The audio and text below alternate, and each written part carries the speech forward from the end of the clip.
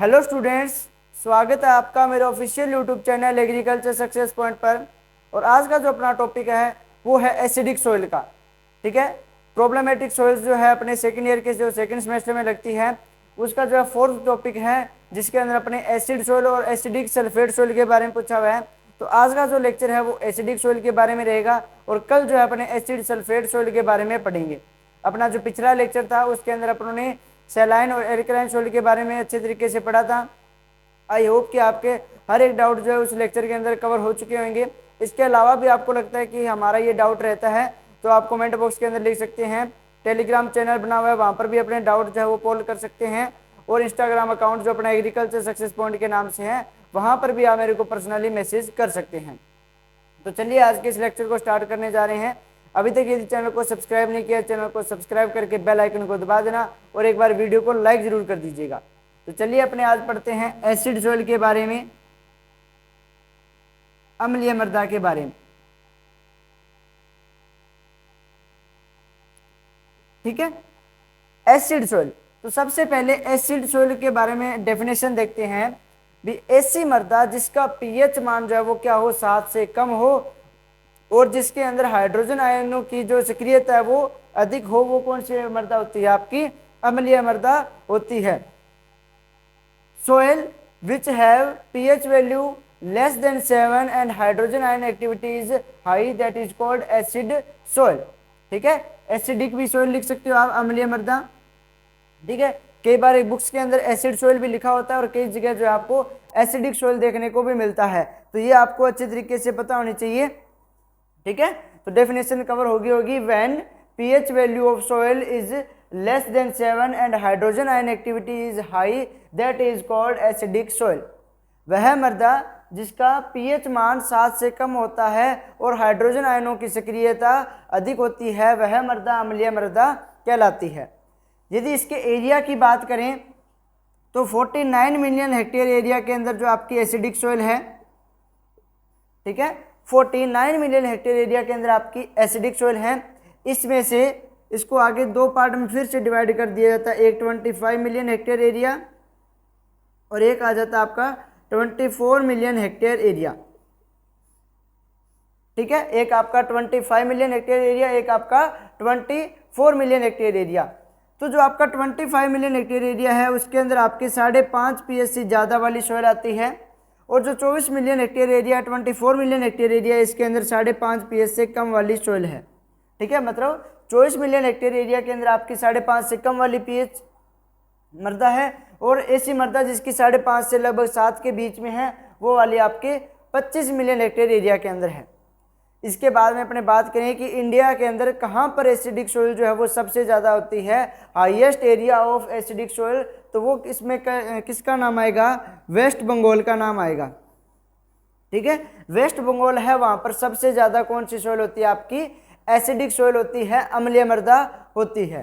ठीक है, यदि आपके एग्जाम के अंदर ऐसे वेस्ट बंगाल ऑप्शन में नहीं आता है तो आप किस पे टिक करोगे? फिर असम पे टिक करोगे। ठीक है, फिर आप किस पे टिक करोगे? असम पे टिक करोगे कि असम जो है वहाँ पर सबसे ज़्यादा एसिडिक सोइल होती है वेस्ट बंगाल के बाद।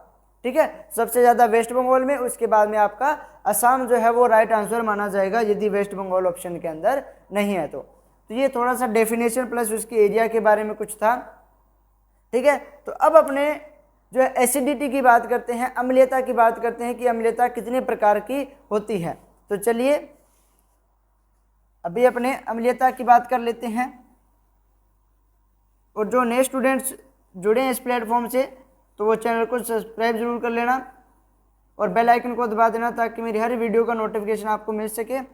और आपसे माफ़ी चाहूँगा, हालांकि मेरा जो है ये सोच रखा था मैंने कि अब अगले जो है 10 दिनों के अंदर आपका सिलेबस कवर कर दूंगा। 2 दिन छुट्टी इसलिए थी क्योंकि मेरा क्या है कुछ प्रॉब्लम्स हो रखी थी, कास्ट सर्टिफिकेट था वो रुका हुआ था किसी के पास, ये मित्रा वाला जो है उसके पास मैं पिछले 6 महीने से उसको बोल रहा हूँ कि निकाल दे, तो वो निकाल नहीं रहा था। पिछले 2 दिनों से उसके पीछे पड़ा हूँ कि भाई निकाल दे, लगभग दिन में उसके पास 10 राउंड मार के आता हूँ। अब कल उसका एक्सीडेंट हो गया। ठीक है, तो उस चक्कर के अंदर मेरे टेंशन हो रही थी क्योंकि मैंने अभी आगे एक फॉर्म भरना है। ठीक है, उसकी लास्ट डेट निकलती जा रही है आगे। ठीक है, 3-4 दिन के बाद उसकी लास्ट डेट है, तो उसके लिए मैं जो है क्लास नहीं ले पाया था। ठीक है, तो उसके लिए मैं माफ़ी चाहता हूँ। अब आपने बात करते हैं एसिडिटी की।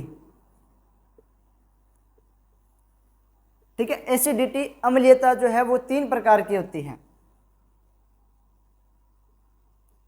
ठीक है, कौन कौन सी? एक होती है आपकी एक्टिव एसिडिटी,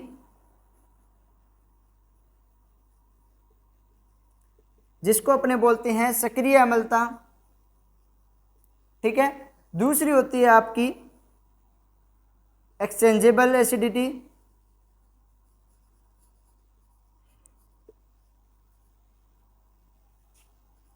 ठीक है, जिसको विनिमय अम्लता बोलते हैं।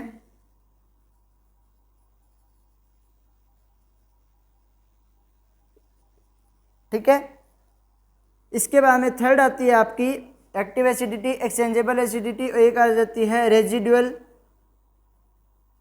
एसिडिटी, जिसको बोलते हैं अवशेष अम्लता। एग्रोनॉमी में अपने नाम पढ़ते हैं ना, रेजिड्यू, अवशेष, फसलों के जो अवशेष होते हैं उनको रेजिड्यू बोला जाता है। तो उसी टाइप से होगा, इसकी डेफिनेशन भी इसी टाइप से बनती है अवशेष अम्लता की। तो सबसे पहले अपने एक्टिव एसिडिटी की बात करते हैं, सक्रिय अम्लता की बात करते हैं। तो देखिए, मान लो अपने पास कोई सोयल सॉल्यूशन है। ठीक है, इसके अंदर मैंने कोई सोयल सॉल्यूशन ले रखा है। ठीक है, इसके अंदर जितने हाइड्रोजन आयन हैं, ठीक है, उनके कारण जो अम्लता उत्पन्न होएगी वो आपकी एक्टिव एसिडिटी होती है, सक्रिय अम्लता। ठीक है, मतलब किसी विलयन के अंदर उपस्थित हाइड्रोजन आयनों के कारण जब अम्लता पैदा होती है तो उसको बोल देते हैं सक्रिय अम्लता। ठीक है, अच्छे तरीके से डेफिनेशन समझ आ गई होगी। ठीक है, सक्रिय अम्लता क्या होती है? किसी मृदा विलयन में उपस्थित हाइड्रोजन आयनों की सक्रियता के कारण, ठीक है, हाइड्रोजन आयनों की उपस्थिति के कारण जो अम्लता उत्पन्न होती है उसको बोल देते हैं अपने एक्टिव एसिडिटी। ठीक है, तो अच्छे तरीके से इसको नोट कर लेना भाई, एग्जाम के अंदर सबसे ज़्यादा एक्टिव एसिडिटी जो है इसकी डेफिनेशन आती है। ठीक है, इंग्लिश मीडियम वालों के लिए डेफिनेशन बताऊं तो एक्टिव एसिडिटी की डेफिनेशन क्या होगी? Acidity caused by hydrogen ion which present on colloidal solution. ठीक है, सोयल सॉल्यूशन, कोलोइडल सॉल्यूशन इसके अंदर आएगा। ठीक है, acidity caused by hydrogen ion which are present in soil solution that is called active acidity. ठीक है, एक्टिव एसिडिटी क्या होती है? Acidity caused by hydrogen ion which are present in soil solution that is called active acidity. अपने जो pH meter से acidity नापते हैं ना, वो यही होती है एक्टिव एसिडिटी। तो याद रख लेना कि पीएच मीटर से कौन सी एसिडिटी जो है वो मेजर की जाती है या मापी जाती है, तो वो कौन सी होती है? आपकी एक्टिव एसिडिटी होती है, सक्रिय अम्लता होती है। क्योंकि सोयल सॉल्यूशन के अंदर उसी को डिप करते हैं ना, जो अपना जो पीएच मीटर होता है उसको सोयल सॉल्यूशन में डिप किया जाता है।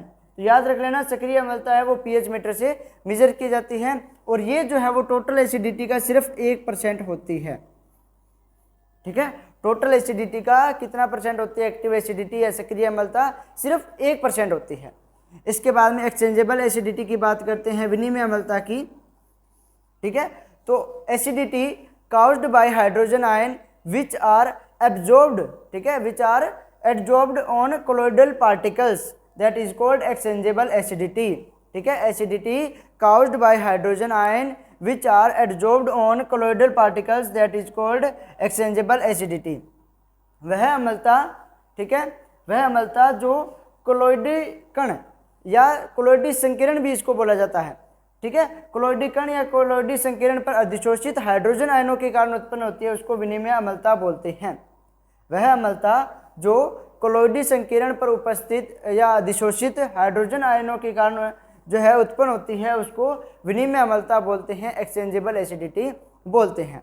ठीक है, ये जो है टोटल एसिडिटी का 1% थी, और ये जो है टोटल एसिडिटी का 99% होती है।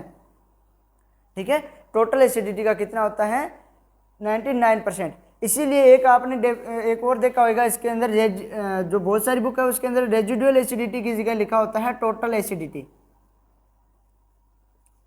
ठीक है, तो जो टोटल एसिडिटी है उसका उसकी डेफिनेशन क्या बनती है? Active acidity plus exchangeable acidity है, उसको अपने टोटल एसिडिटी बोलते हैं। क्योंकि 99% ये है और 1% ये होगी, तो मतलब टोटल एसिडिटी है वो इसके अंदर आ जाती है। ठीक है, तो इसलिए कई बार एग्जाम के अंदर जो आपको टोटल एसिडिटी है वो भी पूछ लेते हैं। तो टोटल एसिडिटी क्या होती है, एक्टिव एसिडिटी और एक्सचेंजेबल एसिडिटी को अपने जोड़ दें तो वो आपकी टोटल एसिडिटी हो जाती है। अब सबसे इंपॉर्टेंट आती है रेजिडुअल एसिडिटी। अब क्या है, जो आपकी एक्टिव एसिडिटी और एक्सचेंजेबल एसिडिटी है ना, इसको अपने न्यूट्रल पीएच तक ले जाए, मतलब इसको उदासीन कर दें। उसके बाद जो शेष अम्लता बच जाती है उसी को अपने बोल देते हैं अवशेष अम्लता, मतलब ठीक है, वहां पर उसके अंदर कुछ मात्रा बच गई। जैसे अवशेष अपने एग्रोनॉमी के अंदर यूज करते हैं। अवशेष किस लिए यूज करते हैं कि अपनों ने वहां पे क्या कर ली, फसल की कटाई कर दी, ठीक है, फसल को अपनों ने जो है कटाई करने के बाद जो उसका रेजिड्यू बच गया, उसके अवशेष बच गए, ठीक है। वही बात ये है कि अपनों ने क्या कर दिया, एक्टिव एसिडिटी और एक्सचेंजेबल एसिडिटी को उदासीन कर दिया। इसके बाद जो अवशेष बच गया, ठीक है, तो अवशेष वाली जो अम्लता होती है उसी को अपने बोल देते हैं रेजिडुअल एसिडिटी, अवशेष अम्लता, ठीक है, जो क्या होती है आपकी एक्टिव एसिडिटी और एक्सचेंजेबल एसिडिटी को न्यूट्रल करने पर अपने को जो है रेजिड्यू रह जाता है, उसी को रेजिडुअल एसिडिटी बोल जाता है। शेष अम्लता जो रह जाती है उसको अवशेष अम्लता बोलते हैं, ठीक है। तो ये आपके तीनों होगी आपकी एसिडिटी के टाइप्स। अब आता है काउजेज ऑफ एसिडिक सॉइल, मतलब अम्लीय मृदा बनने के कारण, ठीक है, अम्लीय मृदा के बनने के कारण क्या क्या होते हैं। तो जैसा कि मैंने आपको पिछली क्लास के अंदर बताया था, जो आपकी सलाइन एल्कलाइन सॉइल वाली क्लास थी, उसके अंदर मैंने क्या बोला था कि जो क्षारीय मृदा होती है या लवणीय मृदा होती है उसके बनने के कारण क्या होते हैं। सेम उसी टाइप से इसके अंदर पढ़ेंगे, पॉइंट्स वही हैं, बस उनके अंदर जो है मेन चीज़ें देखते जाएंगे। जैसे पहले हेडिंग डाल लेते हैं अपने काउजेज, ठीक है। जैसे मैंने उसके अंदर लिखाया था रेनफॉल, ठीक है, उसके अंदर जैसे अपनों ने क्लाइमेट पढ़ा था भी, यदि एरिड और सेमी एरिड क्लाइमेट है तो आपकी कौन सी बनेगी भाई, तो आपकी बनेगी सलाइन एल्कलाइन सॉइल। यदि वहां पर अपने पहला पॉइंट यहीं पे लिख लेते हैं क्लाइमेट, यदि क्लाइमेट कैसा है, ह्यूमिड क्लाइमेट है, ठीक है, तो आपकी सॉइल कौन सी बनेगी भाई, अम्लीय मृदा बनेगी, एसिडिक सॉइल बनेगी, ठीक है। वहीं पे यदि बात करें सेकेंड पॉइंट अपने लिख सकते हैं हाई रेनफॉल, ठीक है, मतलब अधिक वर्षा। अब देखो मान लो ये अपनी सॉइल है, इस पे साल्ट थे, ठीक है, बहुत ज़्यादा बारिश हुई तो उसके कारण ये क्या है, साल्ट घुलकर ये क्या होगी, निचले संस्तरों में चले गए, मतलब इनकी क्या होगी, लीचिंग होगी, ठीक है। तो लीचिंग होगी तो ये क्या, ऊपर तो साल्ट रहेंगे नहीं, तो यहाँ पर कौन सी सॉइल के निर्माण हो जाएगा, एसिडिक सॉइल का निर्माण हो जाएगा। तो अधिक वर्षा से क्या हो जाता है, साल्ट्स की लीचिंग हो जाती है, जिससे अम्लीय मृदा का निर्माण होता है, ठीक है। थर्ड पॉइंट उसके अंदर अपनों ने ये लिखा था, फर्टिलाइजर की बात की थी, ठीक है। तो यदि मैं नाइट्रेट फर्टिलाइजर का ज़्यादा यूज कर रहा हूं तो मेरी कौन सी सॉइल होगी वो वहां पर, तो वहां पर या तो सैलाइन सॉइल बनेगी या एल्कलाइन सॉइल बनेगी,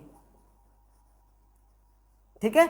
यदि मैं नाइट्रेट फर्टिलाइजर का सबसे ज़्यादा यूज करूंगा तो कौन सी सॉइल बनेगी भाई, सैलाइन और एल्कलाइन। यदि वहीं पर मैं अमोनिकल फर्टिलाइजर का सबसे ज़्यादा यूज करता हूं तो मेरी सॉइल कैसी होगी, एसिडिक सॉइल होगी, ठीक है। तो ये याद रख लेना, यदि अमोनिकल फर्टिलाइजर या अमाइड फर्टिलाइजर जो होते हैं जैसे यूरिया, ठीक है, अमाइड के अंदर कौन से आते हैं, एक तो कैल्शियम साइनामाइड आता है और एक यूरिया आती है, ठीक है।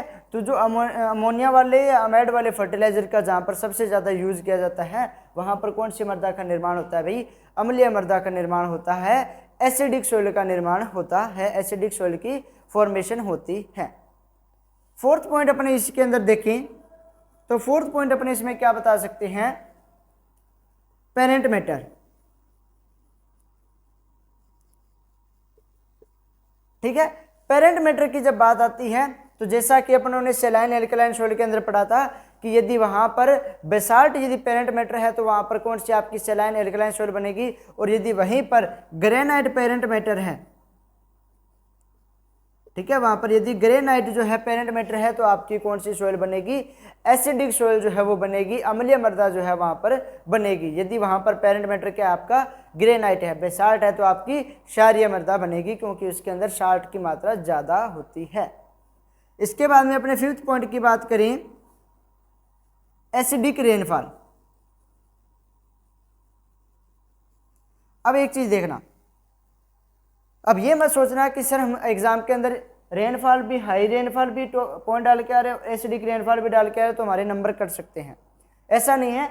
हाई रेनफॉल के अंदर अपन ने क्या बताया कि सर वहाँ पर क्या है, ऊपर की टॉप लेयर पर जो शार्ट थे उनका लीचिंग होगी, ठीक है, उनका निक्षालन हो गया। इसके अंदर अपने बोल रहे हैं एसिडिक रेनफॉल, मतलब अम्लीय मृदा, जो अम्लीय वर्षा हो रही है उसके कारण क्या है, ऊपरी स्तर पर जो है अम्ल ज़्यादा एक्यूमुलेट हो जाएंगे, वहाँ पर ज़्यादा जो है विस्थापित हो जाएंगे। कौन से अम्ल, ठीक है, हाइड्रोजन आयन वाले जितने भी हैं वो सारे यहाँ पर क्या हो जाएंगे, एक्यूमुलेट हो जाएंगे। तो वहाँ पर कौन सी बनेगी, आपकी एसिडिक सॉइल बनेगी, ठीक है। तो एसिडिक रेनफॉल जो है उसके अंदर कौन सी, एसिडिक रेनफॉल के लिए कौन सी गैस जो है वो रिस्पॉन्सिबल होती है, तो एक होती है आपकी SO2 और एक होती है N2O, ठीक है। SO2 और N2O जो है वो एटमॉस्फेयर के अंदर होती है। जब रेन होती है, रेनफॉल होती है, वर्षा होती है, तो उसके अंदर क्या होते हैं, ये गैसें मिक्स हो जाती है और वो एक अम्लीय मृदा का रूप ले लेती है, एसिडिक रेनफॉल उसको अपने बोल देते हैं, ठीक है। तो इससे अपने को कौन से अम्ल मिलते हैं, नाइट्रिक एसिड हो गया जैसे HNO3 और H2SO4 जो है वो इससे बन जाता है। तो अम्ल का निर्माण हो गया, मतलब एसिडिक रेनफॉल होगी, ठीक है, और इससे एसिडिक सॉइल बन गई, अम्लीय मृदा बन गई, ठीक है। इसके बाद में अपने 6 नंबर पे ये पॉइंट भी बता सकते हैं भाई, क्लाइमेट है, high rainfall, fertiliser, parent matter, acidic rainfall हो गया। इसके अलावा वेजिटेशन की बात करें,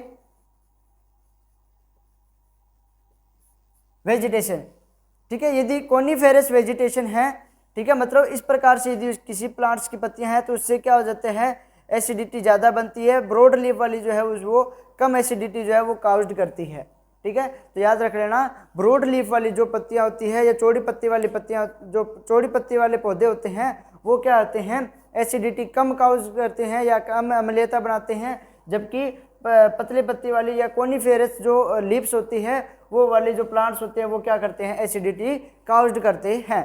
इसके बाद में 7 नंबर पे अपने पॉइंट लिख सकते हैं, decomposition of organic matter.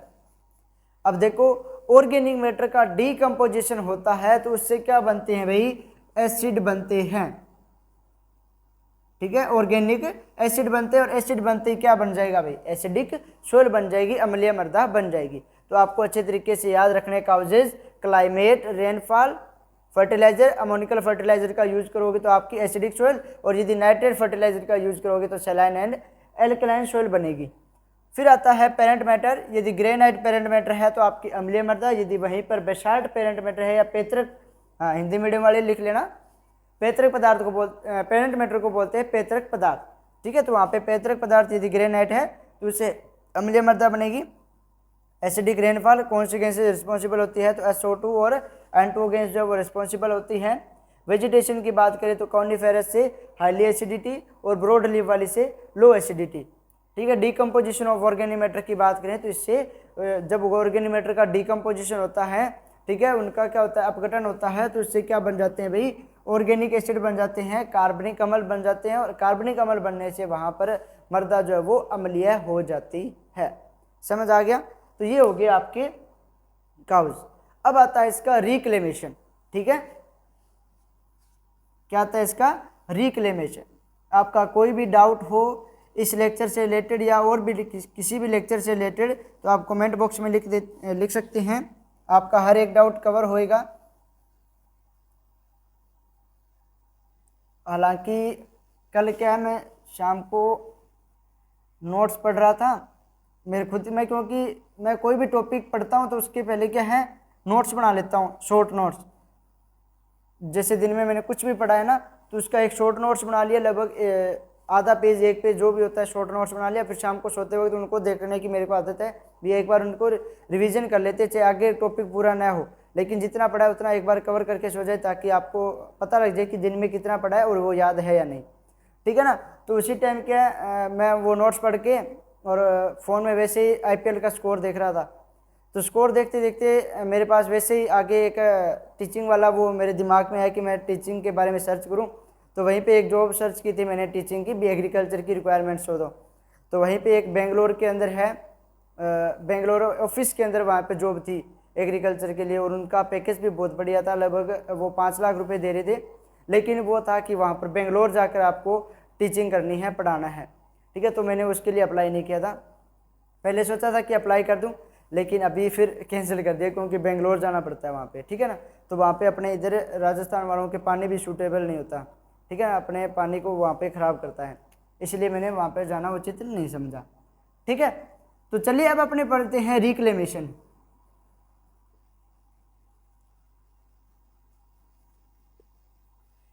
Reclamation की बात करते हैं तो जैसे मैंने कल ही बताया, रिक्लेमेशन का मतलब हो गया सुधार, मतलब अपनी मृदा वो अम्लीय हो चुकी है, अब अपने क्या कर सकते हैं।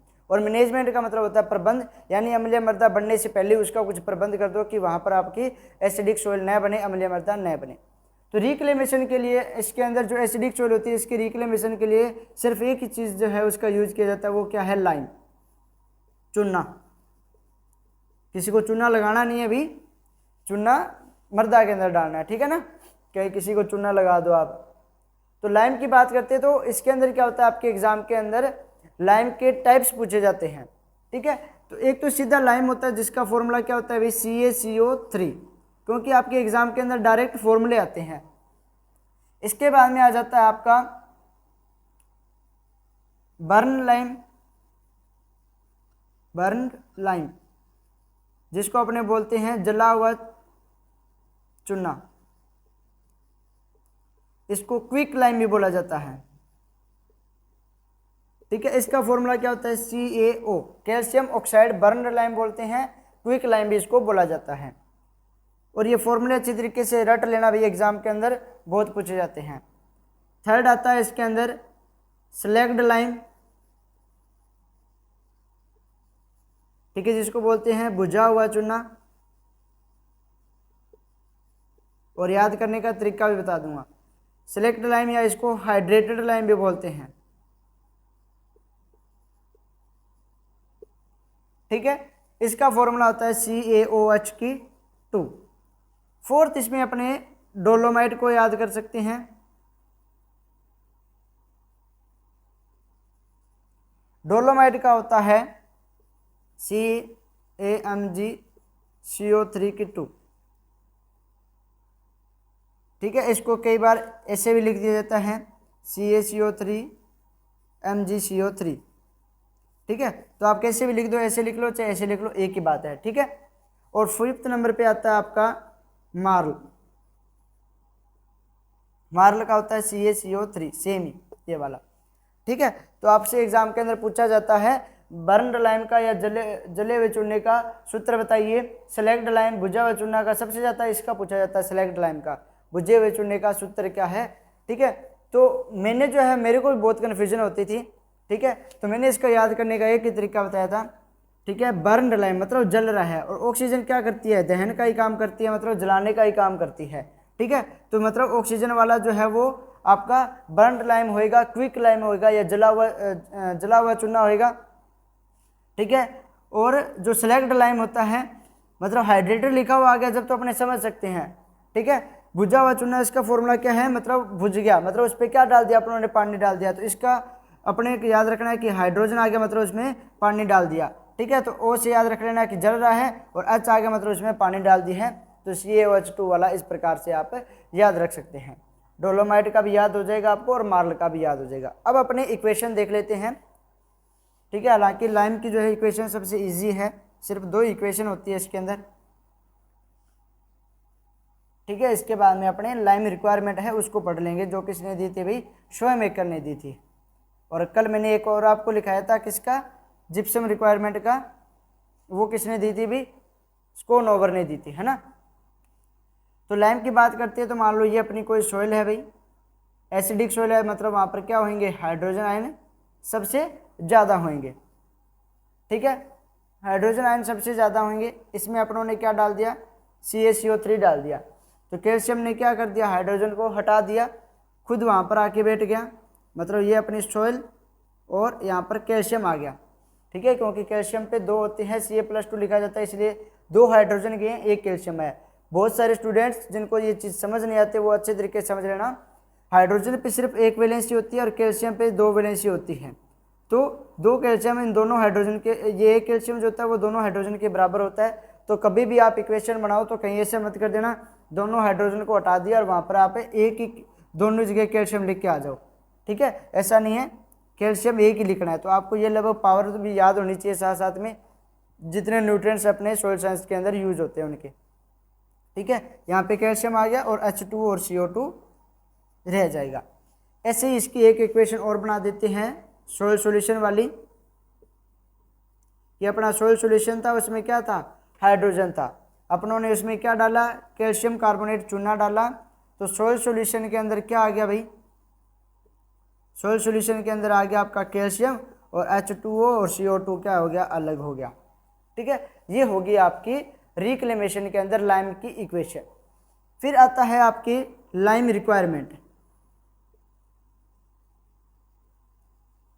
ठीक है, जैसा कि अभी मैंने बताया था, कल अपनों ने जिप्सम रिक्वायरमेंट, मतलब जब भी अपने सैलाइन एल्कलाइन सोइल वाली क्लास हुई थी उसके अंदर अपनों ने जिप्सम रिक्वायरमेंट के बारे में पढ़ा था। तो जिप्सम रिक्वायरमेंट किसने दी थी, स्कोनओवर ने दी थी। वैसे ही लाइम रिक्वायरमेंट है वो किसने दी थी, हिंदी में बोलते हैं लाइम चुनने की आवश्यकता। तो जो लाइम रिक्वायरमेंट है वो किसने दी थी, वो दी थी शोएमेकर ने। ठीक है, किसने दी थी, शोएमेकर जो है उसने लाइम रिक्वायरमेंट को दिया था।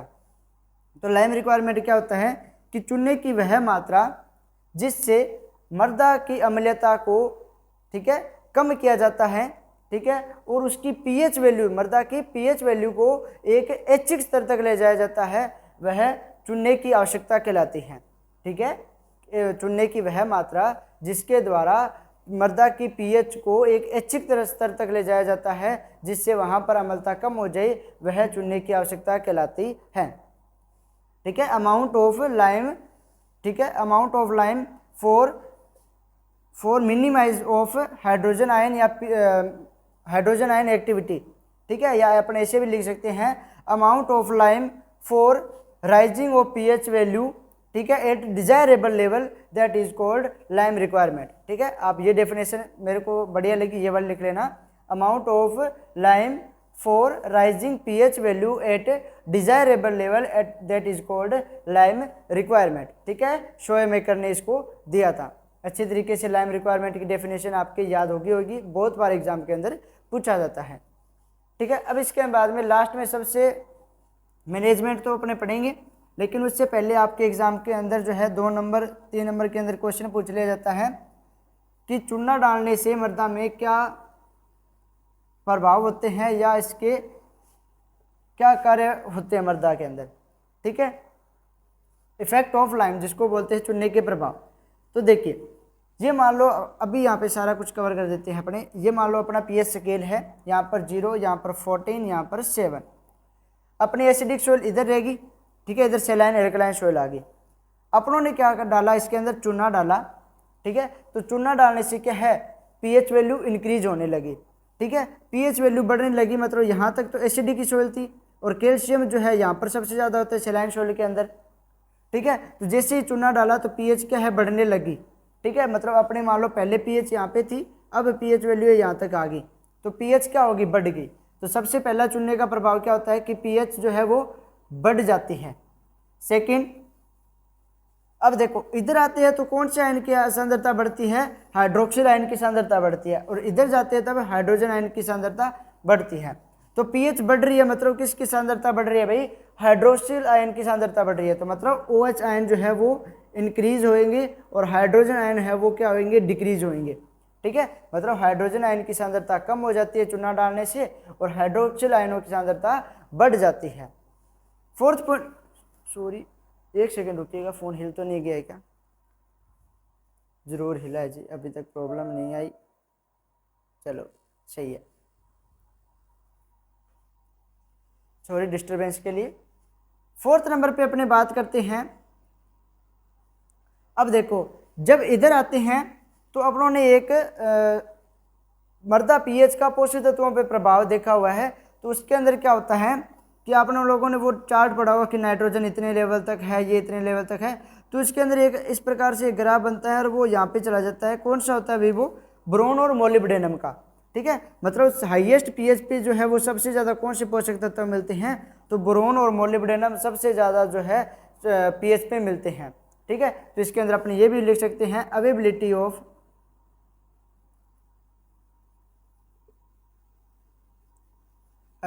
Of boron and molybdenum.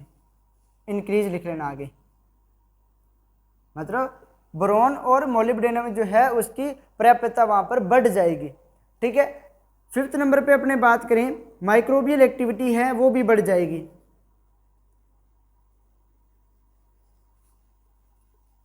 ठीक है, माइक्रोबियल एक्टिविटी है वो भी क्या हो जाएगी, इंक्रीज हो जाएगी। इंक्रीज क्यों हो जाएगी, अब देखो आपको शायद आपके फंडामेंटल ऑफ सोशल साइंस के अंदर है ये वाला ना, पीएच वाला इसमें नहीं है, उसके अंदर है। उसके अंदर शायद मैंने लेक्चर नहीं लिया इस चीज़ का, क्योंकि आपके 12th नंबर टॉपिक था कि मैंने कराया हुआ था, इसके बाद अपना जो है रहता था। तो मैंने जैसा कि आपको बोला था कि अभी आपका 2nd ईयर चल रहा था, तो मैंने ये क्लासेस ली, तो वहाँ पर ये अपने हर चीज़ कवर करेंगे।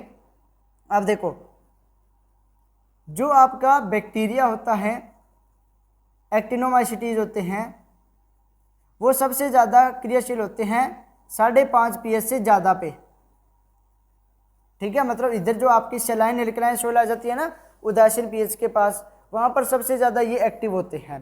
ठीक है, एक सिर्फ फंगी जो है वो ऐसा है, जो आपका माइक्रो ऑर्गेनिज्म है फंगी, जो क्या होता है 3 to 9 pH पे जो है वो सबसे ज़्यादा एक्टिव होता है। मतलब एसिडिक सोइल में भी फंगी जो है वो सबसे ज़्यादा एक्टिव होता है। लेकिन अपने जो है ज़्यादातर डिकम्पोजिशन होता है वो किससे होता है भाई, बैक्टीरिया और एक्टिनोमाइसिटीज से होता है। तो माइक्रोबियल एक्टिविटी है वो भी क्या हो जाएगी, इसकी बढ़ जाएगी, क्योंकि सबसे ज़्यादा पॉपुलेशन किसकी अभी बैक्टीरिया की है। ठीक है, जबकि वेट बेसिस पे बात आती है तो ये फंगी आगे निकल जाता है ना। ठीक है, क्योंकि ये क्या होता है, यूनिसेलुलर होता है, ये मल्टी सेलुलर होता है। तो माइक्रोबियल एक्टिविटी भी इंक्रीज हो जाएगी। 6th नंबर पे अपने बात करें, अब देखो जब अपने जो आपके सूक्ष्म जीवाणु है उनकी सक्रियता बढ़ जाएगी। जब सूक्ष्म जीवाणु वहाँ पर बढ़ जाएंगे तो पोषक जो आपके फसलों के अवशेष जो है उनका डिकम्पोजिशन भी ज़्यादा होएगा। ठीक है, मतलब ऑर्गेनिक डिकम्पोजिशन है, ऑर्गेनिक मैटर डिकम्पोजिशन वो क्या हो जाएगा, बढ़ जाएगा। ठीक है, मतलब जो वहाँ पर क्या है डिकम्पोजिशन अपघटन की जो प्रक्रिया वो तेज हो जाएगी, प्रोसेस जो है वो फास्ट हो जाएगी। ठीक है, अब जब ये प्रोसेस फास्ट हो जाएगी तो अपने नाइट्रोजन फास्फोरस पोटेशियम जो न्यूट्रिएंट होते हैं इनकी अवेबिलिटी भी क्या हो जाएगी, बढ़ जाएगी। ठीक है, क्योंकि सबसे जो अपने ये न्यूट्रिएंट करते हैं तो देखते हैं कि लगभग 6.5 से 7.5 pH पे सबसे ज़्यादा उपलब्ध होते हैं। ठीक है, तो जैसे चूना डालेंगे तो लगभग पीएच जो है वो 5.5 से ऊपर क्रॉस कर जाएगी, तो मतलब वहाँ पर इनकी अवेबिलिटी बढ़ जाएगी। तो लगभग मैंने 7 पॉइंट लिखा दी हैं कि इफेक्ट ऑफ लाइम चुनने के क्या प्रभाव होते हैं। तो आपके यदि 2-3 नंबर में क्वेश्चन आता है तो आप ये 7 पॉइंट लेके आ जाना, एग्जामिनर आपका एक भी नंबर नहीं काटेगा, क्योंकि जितने इफेक्ट थे अपनों सारे लिख लिए हैं, इसके अलावा कोई इफेक्ट आपको लगता है कि सर ये भी होता है तो आप कमेंट बॉक्स में लिख सकते हैं। ठीक है, बाकी मेरे हिसाब से लगभग 7 पॉइंट होते हैं वो मैंने आपको कवर कर दिए। मैनेजमेंट की बात करें तो मैनेजमेंट में कुछ ज़्यादा नहीं है, मैनेजमेंट में बस थोड़े 2 पॉइंट लिखने होते हैं,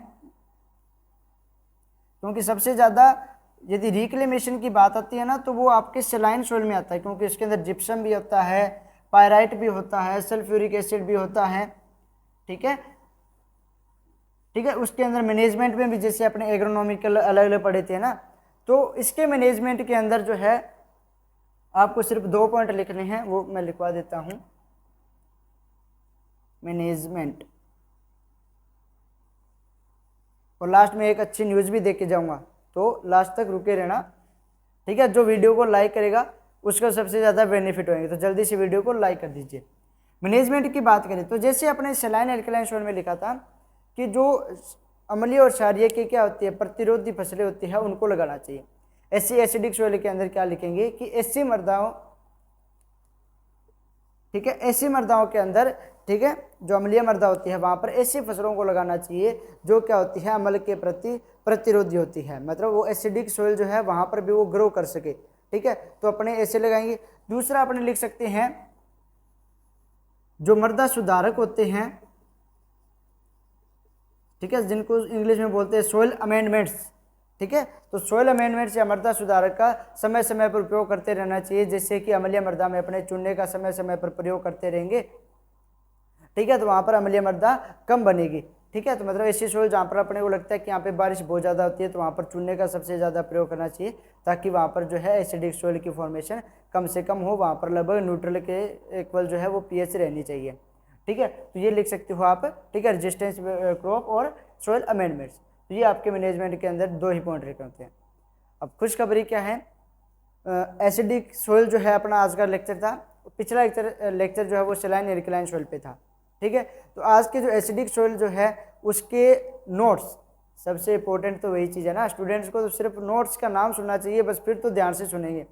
तो जो आपके एसिडिक सोइल जो है उसके नोट्स जो है अपने टेलीग्राम चैनल पे आज शाम को अपलोड हो जाएंगे। ठीक है, उसकी पीडीएफ बना के जो है मैं टेलीग्राम चैनल पे अपलोड कर दूंगा। टेलीग्राम चैनल जो है वो अपना एग्रीकल्चर सक्सेस पॉइंट के नाम से है। ठीक है, उसको आप ज्वाइन कीजिएगा। लगभग उस पर आजकल तो क्वेश्चन अपलोड नहीं हो रहे, बाकी उस पर डेली क्वेश्चन अपलोड होते हैं। साथ में जितने भी गवर्नमेंट जॉब्स है, प्राइवेट जॉब्स हैं, उनसे रिलेटेड जो आपको अपडेट मिलते रहते हैं, प्लस जो ये नोट्स भी डालूंगा। इसके बाद यदि आप कहोगे तो सलाइन एल्कलाइन सोइल जो है उसके नोट्स भी मैं वहाँ पे डाल दूंगा। यदि आप चाहोगे तो वेस्टलैंड वाले जो है सोइल क्वालिटी वाले हैं, वो सारे के सारे नोट्स जो है आपको टेलीग्राम चैनल पे मिल जाएंगे। ठीक है, तो चलिए आज के लेक्चर को यहीं पे समाप्त करते हैं। तो ज़्यादा से ज़्यादा स्टूडेंट्स इस चैनल को सब्सक्राइब करना और ज़्यादा से ज़्यादा एग्रीकल्चर कम्युनिटी को इस प्लेटफॉर्म से जोड़िएगा। ठीक है, और टेलीग्राम चैनल को ज्वाइन करना मत भूलिएगा। Thank you.